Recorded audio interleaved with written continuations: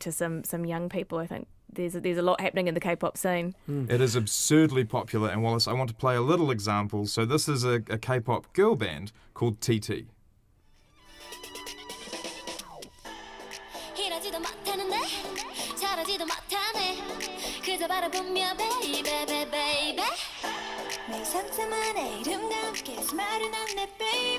So they're really big Catchy. ensemble groups. I can see through the intercam, Chester, that you're loving that.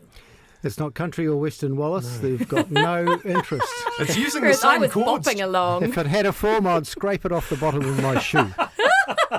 It's using the same chord structure, it's just 3 chords and the truth. But the K-pop has become this massive thing, and TT is a really good example of these massive ensemble groups that really take the audience with them. And that fandom is not just in Korea, although it is there in a big way. It's also there in the States. And K-pop fans have become quite political recently, particularly during the Black Lives Matter protests. So K-pop fans and the artists themselves have been able to organise very quickly on social media to respond to threats or to things that they think are inappropriate. During the Black Lives Matter protests, there were a lot of private or local policing units asking people to send in videos of what they saw on the streets in order to prosecute people. So K-pop fans and users of TikTok, which we'll get to in a moment, started to flood those inboxes with videos of K-pop so that they became completely useless as a law enforcement strategy. Yeah. So they're very, very smart and very, very quick. And there's a band called BTS, which I will admit, Wallace, I don't really I've know heard of them, anything yeah. about this.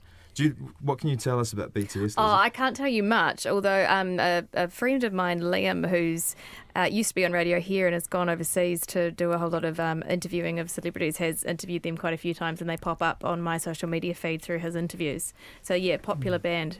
There are a huge number of them. They're a very strong force.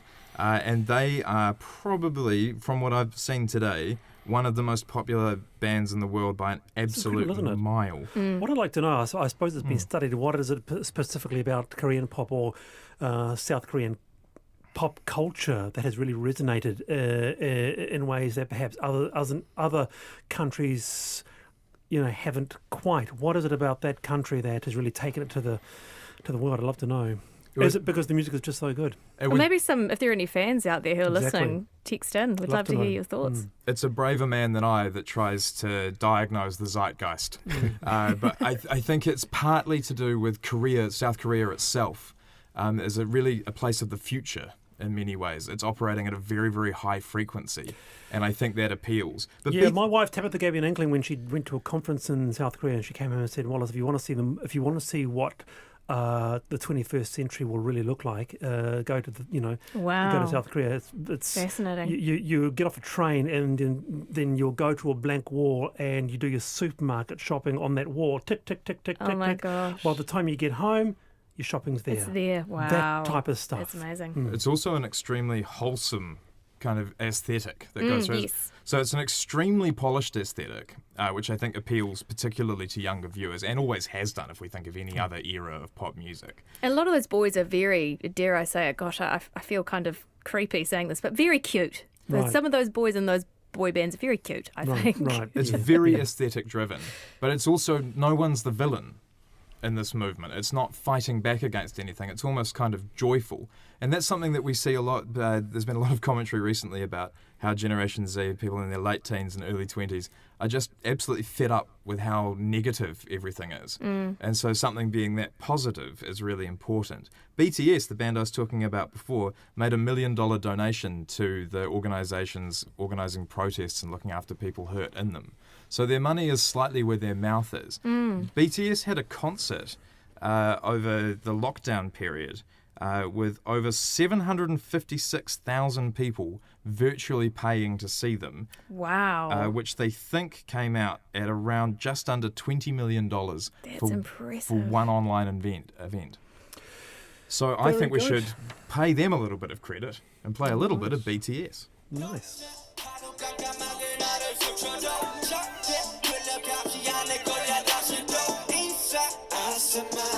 Lizzie's feeling it.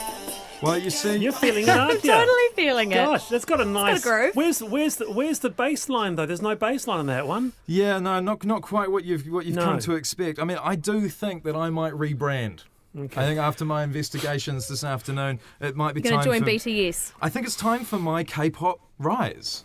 But I've got a few things to do Robert, before Like then. and learn Korean? Yeah, learn Korean is at the top of that list. Yeah. All right, Robert, thank you very much for that. Now, many responses to volunteering, lovely, lovely responses. Maureen, for example, says, I volunteer on the board of a new improv theatre launching this Thursday. I also participate with my family in various fundraising for the SPCA and Breast Cancer Foundation in community planting days or clean-up days. It is a privilege to be able to contribute and volunteer, so a lot coming through. We'll talk about that later in the program. It is time for I've Been Thinking. Lizzie Marbley, would you like to start? Yes, I would. I have been thinking about pretty much only puppies. That's pretty much the only thing I've been thinking about for the last 4 weeks because Why? we welcomed a very cute wee black Labrador puppy into our whānau about a month ago. Her name is Awhi. The translation of that, it's Te Reo Māori. The translation is to cuddle, to hug, or to cherish. She's very cute. And so I've just been thinking about the joy that pets bring to your life, and that will really tie into what we're talking about with SPCA. But one thing that has been on my mind while I've been, out at all hours of the night, taking her out to do her business and teaching her how to sit and trying to keep her off the couch, which she's now learnt how to get onto, little rat bag, is how many pets came into our families during lockdown. I know there was a real scramble to get puppies and kittens and I'm sure lots of other wee critters. And I've already started seeing on social media, sadly, some posts about people who are basically giving up their new puppies for adoption. They got them during lockdown. Circumstances may have changed or they maybe weren't quite aware of the responsibility that comes with being a pet parent. And I just have been thinking about, how much I hope that those families really think long and hard, before giving up their pets or anyone who's thinking of getting a pet. Take it from me, having a puppy is very hard work, very rewarding, very hard work, but these are our forever friends. So, yeah, I think if you know anyone who is struggling with a pet, maybe offer to help out rather than have them, taken away from their families. Because for these little pets, that's so destructive for A them. little black lab, Awhi, wonderful. She's gorgeous. Yeah. I've been thinking Chester Burrows. I've been thinking about ageing because I had another birthday on the weekend. Happy and birthday. Thank you so much. So now I'm sort of 63, which means I'm hitting the mid-60s. And I was thinking back on attending my grandfather's 66th birthday, what a different world he came from. But in those days, it was sort of, children should be heard and not seen and all that, or the other way around, seen and not heard. And, your views were challenged and you had no right to actually think anything and all that sort of stuff. And they came from a different age, but at the same time, what they had learned has got validity. What I don't like seeing on social media at the moment is that all these posts that basically say that the millennials don't know anything because they haven't done anything, they haven't been around long enough, sad contrasts between a statue of a soldier and young people saying, we didn't fight for this and all of that sort of stuff. In actual fact, we've all got validity in what we think. And two things struck me. The first thing is I attributed a hell of a lot of wisdom to old people, which maybe wasn't justified. Not only that, I didn't attribute wisdom to a whole lot of younger views because I put them down to them having no experience. In actual fact, their ideas were quite valid. And I find as I've got older, I thought things would be much more black and white. Actually, there's just various shades of grey. Yeah.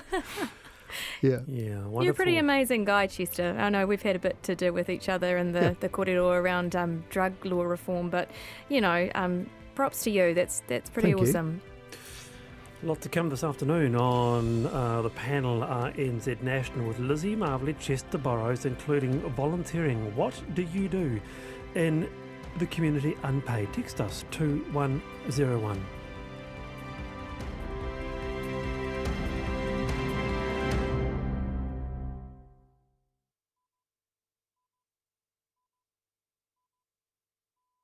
RNZ News at 4 o'clock. Kia ora, good afternoon. I'm Paul Brennan.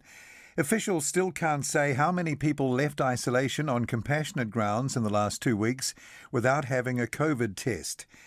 Today, the Director-General of Health confirmed 55 people were granted exemptions to either self-isolate or make short-term visits to a hospital or hospice since June the 9th. Dr. Ashley Bloomfield says of those, 50 have returned a negative test and 4 were children who it was deemed inappropriate to test. They're following up with the remaining person today. Dr. Bloomfield says he can't say how many people weren't tested because they haven't been tagging the tests to each person's individual health number. One of the challenges we have had is that previously we didn't need to collect the NHI, the National Health Index number, on people in facilities, and so we're now working to do a match on date of birth and names onto our NHI database, which means we'll be able to link up with the testing and the date it was taken. And Dr. Bloomfield today confirmed 2 new cases of COVID-19, meaning the country now has 9 active cases. Both the new cases are recent arrivals who are in managed quarantine. The World Health Organization has reported the largest 24-hour increase in COVID-19 cases, with 183,000 new infections. Globally, at least 8.75 million people have been confirmed to have the coronavirus. Brazil recorded more than 54,000 new infections in the last day and has now reached 50,000 deaths. Germany's reproduction rate has spiked and the military has been called in to try to contain the spread. Spain has opened its border to most European countries as its coronavirus state of emergency ends. The police officer who survived Friday's West Auckland shooting has been discharged from hospital. Constable Matthew Hunt was killed and another officer shot in Massey during a routine traffic stop on Friday morning. The surviving officer has now been discharged from hospital, while a pedestrian who was hit by the fleeing car remains in hospital. A 24-year-old man has been charged with murder, attempted murder and dangerous driving causing injury. A 30-year-old woman has been charged with being an accessory to murder. Both defendants will next appear in the High Court in 2 weeks. A 6-year-old girl saw a GP 4 times before she was diagnosed with acute rheumatic fever. The Health and Disability Commissioner found the Palms Medical Centre in Palmerston North breached its duty of care to the girl. Eva Corlett reports. The girl was taken to the Palms Medical Centre as well as another doctor 3 times with fevers, sore joints and weight loss. But Anthony Hill says the doctors stopped investigating her illness after x-rays led to nothing. She was diagnosed in hospital with acute rheumatic fever a week later and was on bed rest there for several months. The Commissioner says the medical centre breached its duty when it stopped investigating her symptoms. He recommended it apologise to the girl's family and consider changing its processes for when people visit with the same symptoms multiple times. Ko Eva Corlett tēnei. Hawke's Bay officials say heavy rain over the weekend has almost brought an end to the big drought. The Regional Council says the rain is above normal for June in all places except northern Hawke's Bay. River flows are also back to normal. But its Rural Advisory Group says the rain has come a bit late and many farms still have low levels of feed. Applications for the Merrill Drought Fund are still available to help with feed. The winter solstice has lived up to its reputation in Wellington, which had just 6 minutes of sunshine over the last week. Met Service meteorologist Lewis Ferris says it should be slightly brighter in the capital today and tomorrow, but the dark and gloomy weather is expected to return later this week. Wellingtonians will well have known that the last week has been pretty grim. Just seeing 6 minutes of sunshine recorded on Sunday for the last 7-day period. And if you think about the week before, you may remember, you may not, but it was actually a beautiful week with 45 hours of sunshine in a 7-day period. Lewis Ferris from Met Service there. One person is dead and another has been taken to hospital after a tractor accident in Southland.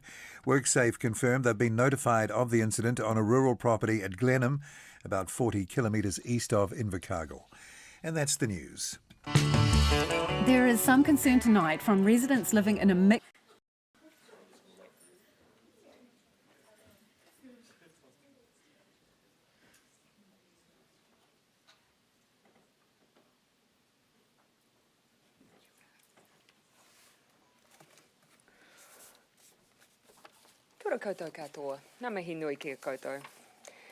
Today I'm joined by Minister Megan Woods, who on Monday last week I designated responsibility for overseeing the managed isolation and quarantine facilities at our border. She updated Cabinet today and is here to respond to any further questions that you may have around the work that she and Air Commodore Darren Webb undertook at our facilities over the weekend. I understand some of you may have questions around our capacity at our quarantine facilities, which the Minister is also available and happy to respond to. Briefly to my week ahead, I am in Wellington tomorrow, but also intend this week to travel to Auckland to meet with officers of the Waitemata Police District. I will travel to Christchurch on Thursday to attend an event at the newly built and opened Te Raukura Redcliffs School to help mark the school's return to its home community for the first time since the 2011 Canterbury earthquake, an event I've been looking forward to. On Friday, I am in Queenstown with Tourism Minister Kelvin Davis to help officially open the ski season at Cardrona and to make further announcements as part of our tourism sector recovery plan and work specific to Queenstown. Today, though, I want to update you further on measures to continue to strengthen our border while COVID remains a growing pandemic around the world, and New Zealanders continue to come home as they have the legal right to do. The World Health Organization has called the accelerating spread of the virus, with cases now exceeding 8 million, a dangerous new phase. Community transition persists in other countries, and people are moving more freely around the world than they have in quite some time. 0 cases here in New Zealand was always a point in time, and as I said, at the time we moved to level 1, we were always going to see more cases at our border. Our job now is to keep them there. So while the world enters this dangerous new phase, we remain at a phase of border containment. As Professor Michael Baker said this morning, over the course of a year we might get 100, 200, maybe even more cases at our border, but they do not affect our overall position because they're not cases of community transmission in New Zealand. They're imports from a COVID-affected country, and they are kept strictly in quarantine, and that's where they should end. That is why shoring up the border, as we intend as a government, is our absolute priority. 14 days of managed isolation is required of every person that enters New Zealand and is the best way to preserve our current freedoms and open economy. It is the main event alongside testing, and of course no one will leave isolation or quarantine without an all-clear test. Today I'm announcing further measures to keep New Zealand safe from COVID, restore New Zealand's confidence in the system and keep our borders strong. Keeping in mind, of the countries around the world, we have some of the strictest border controls that there is. Firstly, our current health order was due to expire at midnight tonight. We've taken the opportunity while renewing that health order to make it crystal clear that individuals must submit to testing and medical exams, including the potential of multiple tests. It also spells out that for a person to meet the low-risk indicator by day 14 in order to leave isolation or quarantine, they are expressly required to submit to a test, and that test must be negative. To be clear, the expectation and the explicit directive of Cabinet was testing in quarantine. We are reaffirming that today. 2. We are extending the current cruise ship ban, which was due to expire on the 30th of June.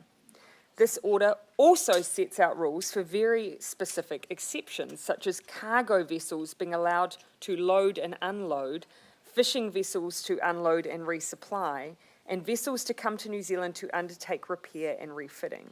However, for any vessel in a New Zealand port, crew who are coming into New Zealand must complete a 14-day period of managed isolation here, unless they have been on the boat for more than 28 days.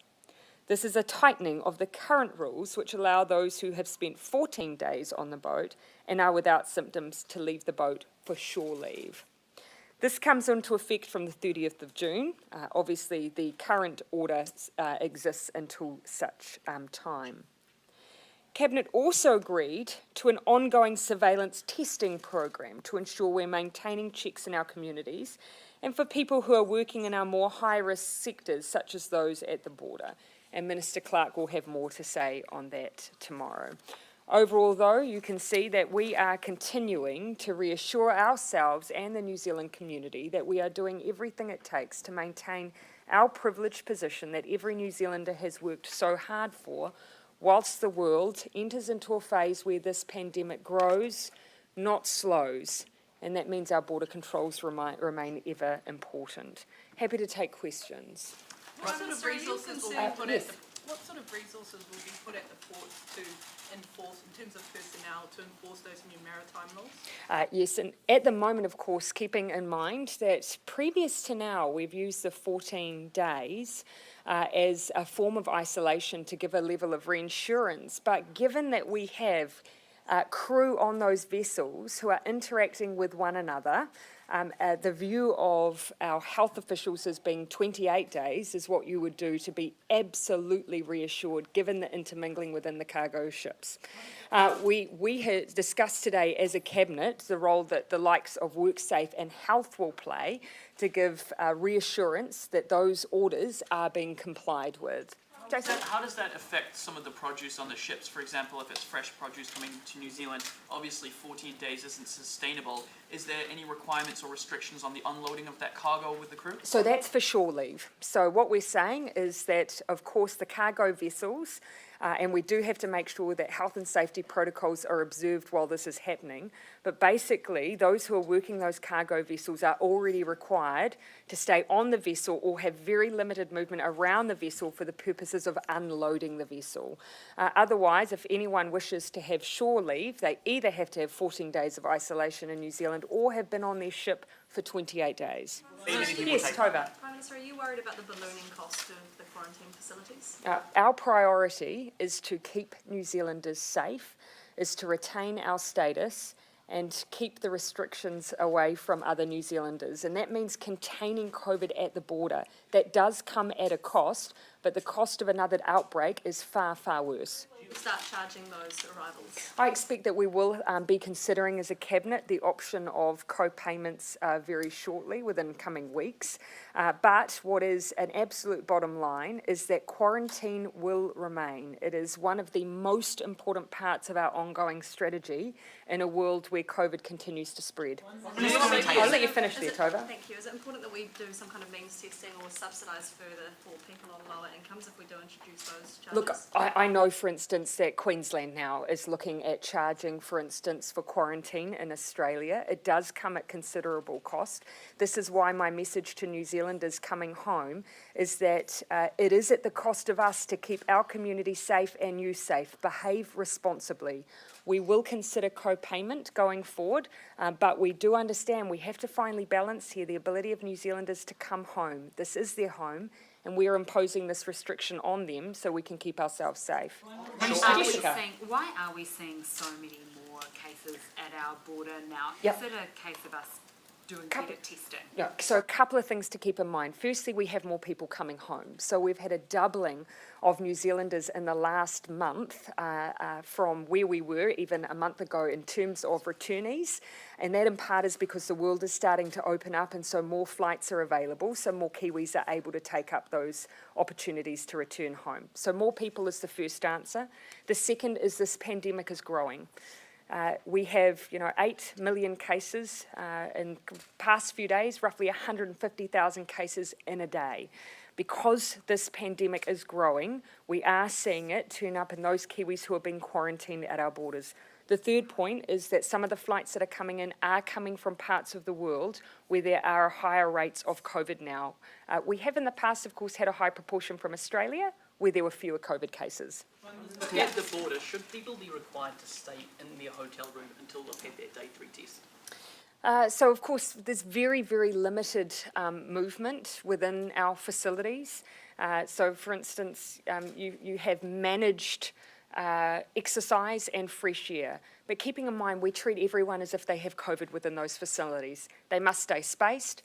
They are supervised during the exercise. We have multiple AVSEC staff who are supervising any ventures outside of a hotel room. And of course, we are very closely monitoring any movement around facilities so that no one has contact with each other. So regardless, that is the protocol that we take within those facilities. We have some of the strictest controls in the world, but countries like Australia, for example, people are only allowed to leave once a week for 15 minutes. Yeah, so keeping in mind, when I say the strictest controls of the world, I believe it's only New Zealand and Australia that are quarantining and managed facilities in the way that we are. Some countries are using things like bracelets to allow people to self-isolate at home. Our view is you then can't regulate and enforce who may visit a property or visit a home. So this is still the best thing we can do to assure ourselves we're keeping New Zealanders safe. Prime Minister, Yes, Prime Minister, did you consider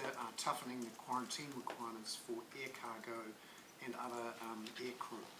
Well, for air crew, of course, for those air crew that are determined to be coming from at-risk countries, there are requirements on them, both in terms of self-isolation and testing. But of course, we continue to make sure and question and rigorously seek to enforce that is being upheld.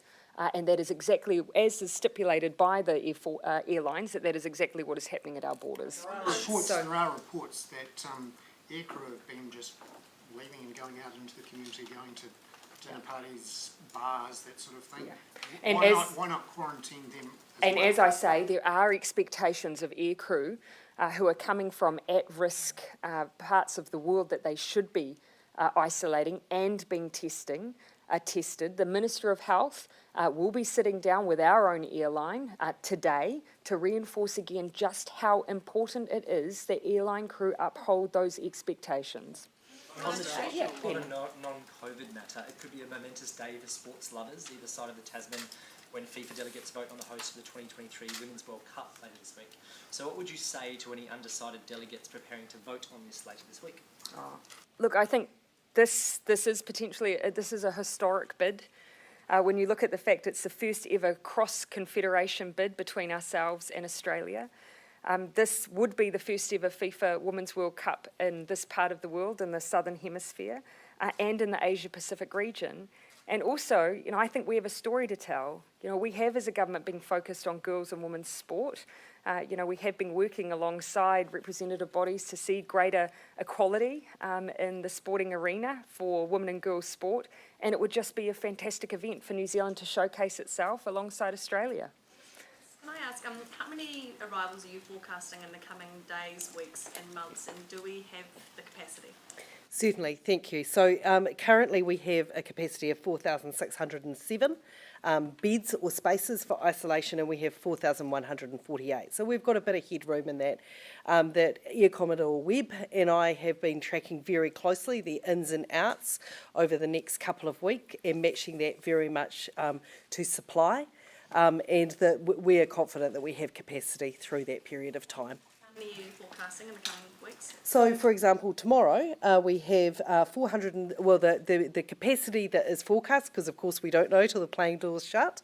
That a scenario is we could have 534 people arrive, and 320 people complete their 14-day isolation and receive their tests back. So, assuming they are negative, can be checked out the following day. Is a little bit lighter. We have 305 people arriving and 146 people checking out. So we've got this tracked out of inflow and outflow so that we can always see where there are any gaps, and of course we're working, as I've indicated, to bring more capacity into the system. Just I'll finish with over there. Thank you. Ashley Blip, the Director General, was talking today about perhaps reinvigorating Whangaparaoa and using the camper van kind of cities again. We've got other options first. I was speaking with Minister Woods and Air Commodore Webb before our press conference, just talking about the extra facilities that are available in the existing centres we are already using that will bring on additional capacity. We've favoured those facilities to date because they provide us the best opportunity to ensure the safety of the community and the safety of those who are within them. So that capacity is growing as we see the extra extra flights that are coming through, so we're confident that we have the capacity in the system that we need. The one other thing I'll just remark upon is actually relative to Australia, we have seen, relative to our size, a large number of New Zealanders coming home. That probably speaks to the fact that we are Kiwis who travel, go abroad, live and have experiences abroad, and there's a number of reasons that New Zealanders are now seeking to come home. So we have had greater demand upon us, but at the same time, logistics is what the Defence Force does, and that is what they are doing now. Minister Wood said yesterday that the budget, or up till the 30th of June, had been 81 million, if I'm not mistaken. In terms of going forward, you've outlined quite a comprehensive plan as to these isolation facilities. What's the government's budget? And if you haven't got one, is this essentially a blank cheque for the government to say it doesn't matter how much it costs? No, well, it is demand-driven, though. Of course, we have set aside, based in amount, I'll leave that to Minister Woods to speak to deal with the anticipated demand through to the end of the year. We're also, of course, making sure that we're continuing to fund ongoing testing capacity and capability to match the activity that's underway within those facilities. So we're doing both. Minister Clark can speak a little bit tomorrow to the ongoing tests of the costs of testing. When it comes to the facilities, I know the number, I'm just not sure whether we've publicly released that, but it's demand-driven, ultimately. It depends how many come home. Could you publicly release that number now? Oh, look, I'll leave that to Minister Woods, but we've always been open about the fact that at this present point in time, it is something that we as the government are shouldering, but we're also looking at possibilities of cost-sharing arrangements as well. Which is conveniently here with us now. Now, could you share that? Well, the one point I'd make, Jason, is that regardless, we put aside the funding to pay for it, but the amount it costs comes down to how many New Zealanders come home and whether or not we have a co-payment option included in the near future as well.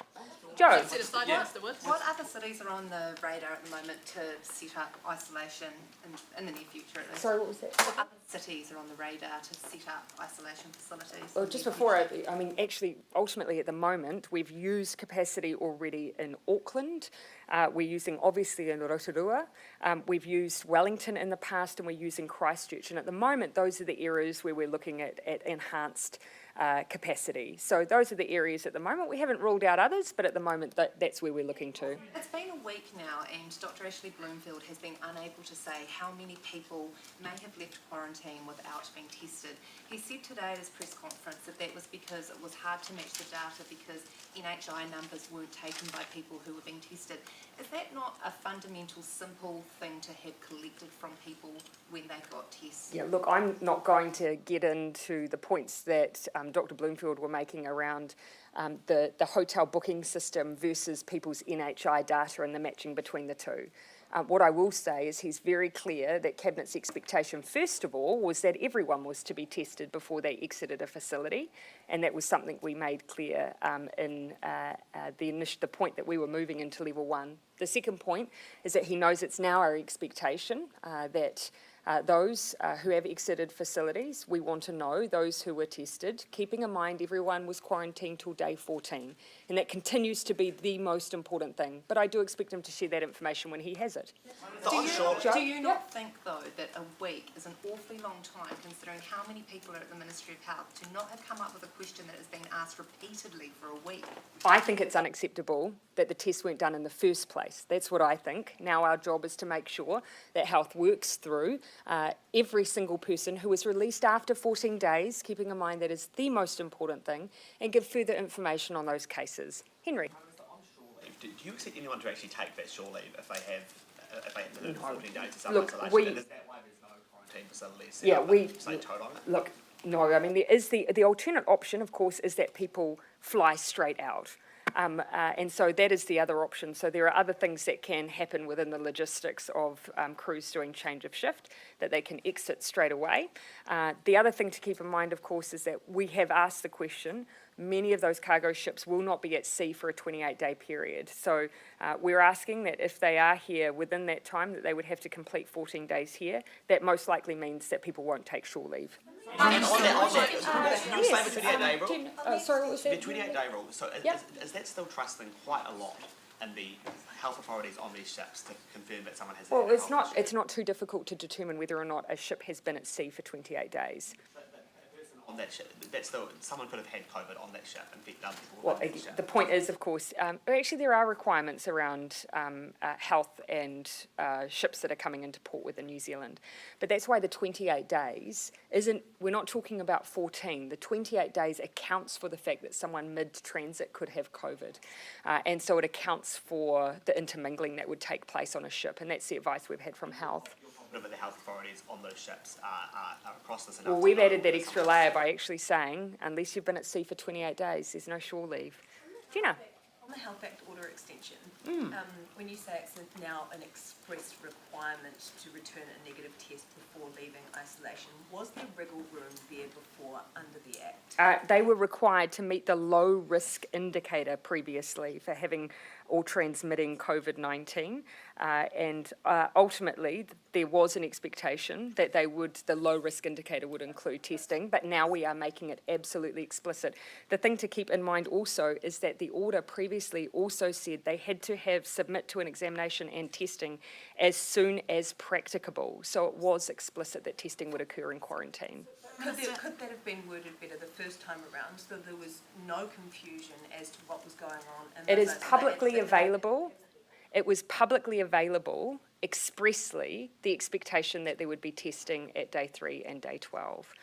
That was really clear. Now what we're doing is making it absolutely crystal clear in the orders as well, so that there is absolutely no denying what our expectation is, but I would argue there was never any denying what our expectation was. So Jessica? Matthew Hunt's family I understand it's just one of them, in Rotorua, requesting to be transferred to Auckland, and also quite keen for an exemption.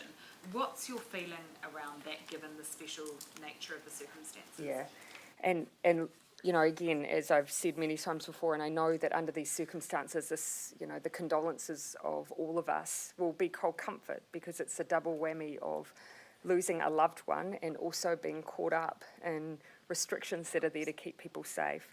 And so Constable Hunt's family, anything that occurs there does have to be approved by a medical officer of health, but there is an expectation, because of course with compassionate leave there was always an expectation that people complete a period of quarantine, and that remains in place. Minister Woods talked on Friday about wanting to bring back, to lift the suspension on compassionate leave. When do you expect to be able to bring that back? The audit we expect to be completed this week, over the course of the week. I won't give a final day on when that will be delivered, but over the course of the week is when we expect that work to be done. Keeping in mind the expectation for compassionate leave, even with compassionate leave, was still a 6 to 7 day quarantine period, and so when that was in place, there was always that expectation of a period of quarantine and testing. Just a question for Minister Woods. How much will quarantine cost to the end of the year? I mean, how much have you put aside for it? So we have a budget of $298 million additional to the end of the year. That, as the Prime Minister has said, that there's some work we need to do in terms of what the actual inflows are like, because we don't have certainty around what that will be, because this is a demand-driven system, and we also need to work through the final options around the co-payment system as well. But Cabinet has approved additional spending of $298 million. Is that a high-end estimate? Like, is that the most? I believe that's modelled on currently the estimates of what we've seen to date, with some growth that is on the trajectory of the growth that we've been seeing over the period of time. So it's the scenario that looks most likely at this point of time. But of course, some things could change within there in terms of what the inflows look like, and what the co-payment system ends up being. Today. No. This was part of the work we were doing to make sure we were continuing to fund our baseline COVID response. So no, that had been done previously. The baseline funding on that, does that come from that $18.9 billion of extra funding? It's part of the COVID response work, yeah. 98 million on top of the 81 million to the end of June? Yes, I believe it's the June to the December period. Yeah. Keeping in mind, of course, again, we've allocated that payment. Cabinet has not made decisions yet on co-payment. We are of a mind to fully explore that option, and we will do that, but we haven't predetermined that outcome, and we are continuing to fund the system as it stands. What was that? Sorry. You wouldn't be able to do anything retrospective, would you? No, nor would we seek to. I mean, that would not be fair. But what we are looking at, of course, is that there was a period where the Deputy Prime Minister clearly told people as Minister of Foreign Affairs, come home. And now we're dealing with those who haven't come home at a period where we need to keep New Zealanders safe. Yeah, Henry. Do you have an estimate of how many New Zealanders made offshore? Look, firstly, I don't have the numbers in front of me, but I'd always caveat that the numbers we have do include those who actually live offshore. So it's always hard to decipher those who would ever choose to return home, because a good chunk of those abroad have lived abroad for some time. What's your message to New Zealanders still overseas? Oh, well, for some time now, we have said that the best option for them continues to be to stay safe and well where they are. There is inherent risk in travel presently, and of course we are managing that at our border to keep New Zealanders safe, but ultimately the message I still have to New Zealanders is at this time the best thing to do is shelter in place, which has been our message for some time. Prime Minister, should people be required to have a negative COVID-19 test before leaving the country they're departing from? A good question. You know, we do have expectations, because actually this is implicit within the expectation of airlines. They are not meant to allow people to travel who are unwell. And so that is already an inbuilt expectation. Some countries are better placed to undertake health checks than others, but there are, in most places, as I understand, very basic checks and questions being asked before people depart. But I'd say it is probably variable at best. Are there any updates on the COVID card proposal that was a little while ago? I would, the way I would express it is that there is enthusiasm for us to keep exploring this option. So work has been underway. There are 3 things, and Minister Farfoy is continuing to take these potential proposals forward. There are 3 things that really need to be tested.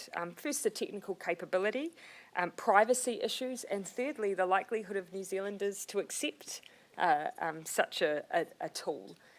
But for now, given the growing pandemic, given the fact that not everyone has access to an app, we believe that there is still room for us to fully explore this option, and we are. Prime Minister, in the front. Australia's looking at having a limited number of offshore overseas students come in. Is that something that you're considering at all? Not at this point. And Australia also has had a little bit of an outbreak in Victoria. I mean, does that push any possibility of a trans-Tasman bubble? I think it just, what we're seeing in Australia only reinforces the point that we have made continually all the way through any discussion of a trans-Tasman bubble. And that is that it can only happen when we deem it to be safe and when we deem it not to be risking the position that New Zealand has. And I would say that Australia would take a similar view. So that has always been our position, and so therefore nothing has changed. Has Australia warned us as part of the Five Eyes about the possibility of a state-sponsored cyber attack? 2 things. We never discuss intelligence reporting or the content of discussions that come out of Five Eye engagements. But what I can say is you only need to listen to Andrew Hampton as head of our GCSB or even Minister Little to know that we all, as a nation, not just as government agencies, but as a nation, need to be constantly aware of potential vulnerabilities that may be manipulated through offshore attacks. Whether they happen to be, private, opportunistic, state-sponsored, we always have to be prepared. Particular concerns, though, about the possibility of attacks on COVID-19 research facilities? Mine are much more general than that. I do think that we have to be in a state of constant preparedness, and no one should assume that their work or their field or occupation is of no interest. Some of these attacks are opportunistic, and some may catch up on just include bystanders. So everyone needs to make sure that they have rigorous checks and protocols in place to ensure the cybersecurity of the work they do, but also the data that they hold. Ben? Do you believe that there are state-sponsored attacks that are seeking COVID-19 research here or overseas? I would again just say that regardless, everyone needs to be prepared, everyone. And I think it would be foolish for anyone to rule anything out. Ben? And then I'll come over. The Obama Hope pop art style posters in your likeness popping up around New Zealand are causing a bit of a ruckus and are off to the Electoral Commission. What is your view on being plastered around New Zealand with that poster and whether they're legal? people are free to plaster posters, and I wouldn't generally take a view on people using their ability to express themselves, and so I won't do that in this case either. Ultimately, someone else is going to make a decision on that, and it's not going to be me. Yeah, just you had a question. Yeah, Minister Woods, what are your projections around the number of Kiwis who might return before the end of the year that sort of underpin that figure?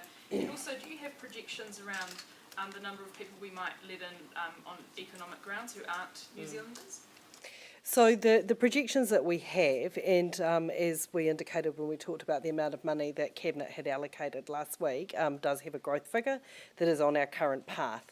So yes, those projections are there, and that is what we're doing to manage the supply with the demand and put all that through. In terms of projections, that might happen under any other categories where we start letting people into New Zealand who will also require either managed isolation or quarantine facilities. What we are doing is actually closely matching any policy steps with our ability to manage that at the border. I think that's something that everybody has to understand, just how complicated, resource intensive and expensive by the number that we've just told you today this is. So any talk about just opening up the borders to this or that has to be matched with very careful logistics work, and that's exactly what we're doing. Keeping in mind just further to that, keeping in mind the economic exemptions, those individuals pay for themselves. So they are not covered by the Crown, the core costs. Some of the health support is, but the core cost of the facilities and the food is paid for by employers, and a very small number. Yeah, I'll let you just I just want to get a sense of the number that might grow for those economic exemptions. Have you sort of considered that? Are we talking sort of a few hundred a week, or what are the numbers we're thinking about? Yeah, I mean, obviously what we have is a very tight set of criteria, which to date has let a few hundred individuals amongst 20,000. And so our expectation is, because the criteria remains the same, the numbers are likely to continue on as they are. Minister, on the AM show, there's been a significant number of prohibited weapons recovered by police. Did you mean since the amnesty ended? Yes. And oh, sorry. Since over the course, no, I wouldn't want to be too definitive on the time frame there. Over the course of the work that we've been doing on the buyback, we've had a number of seizures in the course of the police's work. I'd be happy to get you those numbers. I don't have them in front of me. Forgive me. The local MP Rotorua, Todd McClay, wrote a Facebook post around the movement of quarantining people there. He said that the government did not get any assurances over local health or safety. They remained silent. I guess two things. Do you think it's appropriate for him to kind of put that out there as there potentially being a problem with local health and safety? Well, the first and secondly, have local MPs been engaged over this, or is it more just central government? well, firstly, two things. At an operational level, Commodore Darren Webb has been in contact locally with individuals as they've worked through the extension of facilities into the Rotorua region, and so my understanding there is that he was talking to officials at the end of last week, on Friday, I believe. So there were conversations, remembering those facilities were due to be stood up this week. Minister Clark has spoken with the DHB chair, and obviously you will have seen that Mayor Steve Chadwick has actually spoken favourably of the role that quarantine will play to allow people closer to her community to be home, but also to ensure that there is ongoing revenue stream for some accommodation facilities that have been doing it tough. The most important thing I would say, though, is that the number one priority here is the safety of New Zealanders. We would not use facilities where we couldn't guarantee and put in place protections to ensure the safety of those within them and the safety of those in the community. That is why they exist in the first place. So we've got a flight arriving from India. Can you give us a few more details about where those 224 people will go and the procedures around that, given the high number of positive tests that have come from India? So that flight that you're talking about arriving today, so as I indicated when I talked about the capacity that exists in the system, as of today, there's around 440 capacity that we have in there, and that will be spread across the system. I don't have the operational detail of where each individual is going around that, but there certainly is more than double the capacity of the people that are arriving on that flight. or will they go to Oh, others? that is across the system, but I'll have to come back to you to the details exactly where those people are being housed. It's where the Defence Force do their job very well in making sure we allocate people where we have the capacity in the system. Keeping in mind, I've heard the question from time to time around people at different stages in their quarantine and facilities. The reason we only use a particular type of hotel, so they tend to be those that are of a particular rating, is because those are the facilities where we can keep people separated. There's enough space in the movement of people, in the emergency exits, in the common areas to keep people separated, because that is absolutely key. It's one of the reasons we don't use facilities that are perhaps considered a little more affordable.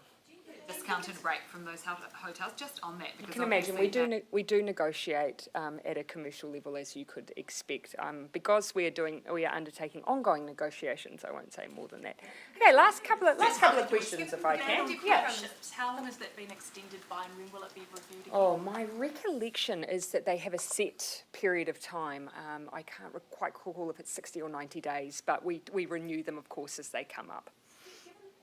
The Deputy Prime Minister or Foreign Minister did say so long ago that Kiwis should come home as soon as possible if they needed to. Do you think it's fair to ask taxpayers to keep footing the bill for this quarantining? Look, keep in mind there will be exceptional circumstances where people are coming home because they've had bereavements in the family, where they are unable to any longer sustain themselves in the places where they have been. There will be circumstances that mean people are coming home for very good reason. What we need to consider as a government is the fairness of a potential co-payment system. So we need to factor in a whole range of issues and keep in mind we cannot stop New Zealanders from coming back to the country where they are a citizen. And so that will have to underpin all of our decisions. $300 million worth of good reasons for coming home. Oh, look, keep in mind here, we are the ones imposing this requirement to quarantine because it keeps all of us safe. And so it is part of our safety measures. And of course, it is far better to spend it on quarantine at the border than it is to spend up picking up the economic damage of not having tight controls at the border. Yeah, last couple of questions. If you're assuming $300 million of cost, does that mean the government expects that these quarantine arrangements will be in place until the end of this year?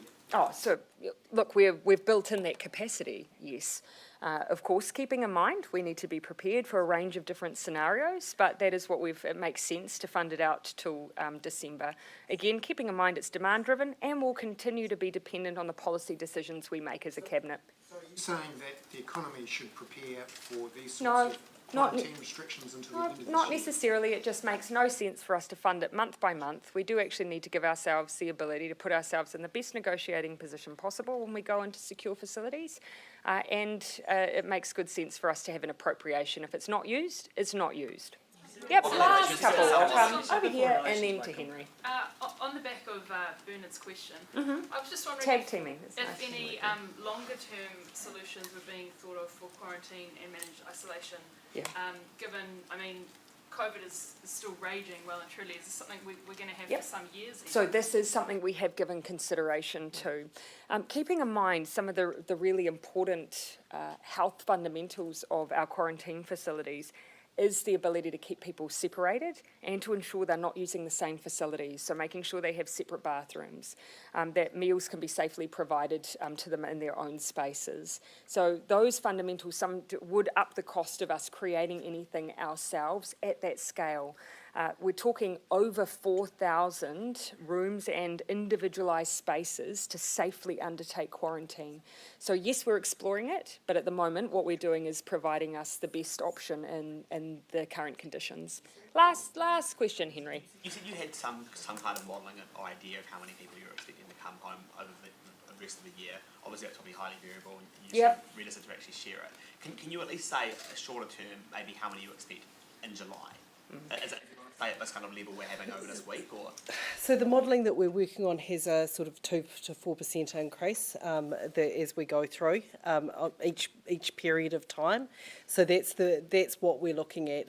That I think it's when we think about the fact that we've had 20,000 people through our managed facility and quarantine facilities over the period of time since we've been operating them, that we had something like 3,000 over the last week and a bit.